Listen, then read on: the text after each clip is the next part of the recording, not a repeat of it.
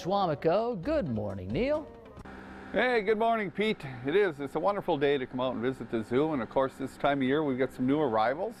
And one of the new arrivals that we have here is cotton-top tamarins. Now, Mom just went into the nest box. You'll see the way this exhibit is designed, Pete, is we've got several different nest boxes so they can choose whatever they like to.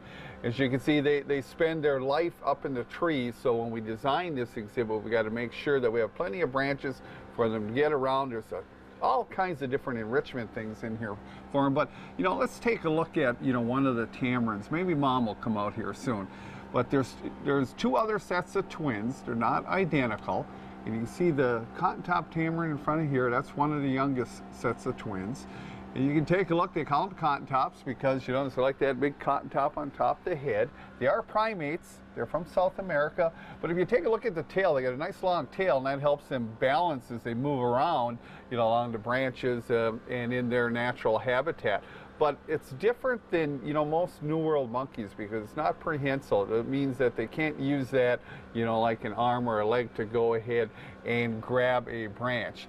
Now, one of the other things that's interesting is, most primates, obviously, they've got fingers and toes. But on these guys, the fingers and toes kind of turned into claws. So it's kind of squirrel-like, except the back feet, the big toes are big toes. So that's a little bit different there. One of the other things different from them, from New World primates, would also be that they only have 2 molars on each side of their jaw, versus in other primates, in the New World primates, they have 3. So a little bit different. They're pretty much an insectivore. They will eat fruit. We have a specialized diet. Their metabolism is really high, so that these guys have to be fed, sometimes fed twice a day. But this is their typical activity here, if you come out to the zoo, is they wake up about an hour after the lights turn on. So we have a light cycle in this exhibit, and it'll turn on, and then about an hour they'll be active. So we'll know is everything going good, and they'll forage, and they'll spend the whole day doing that.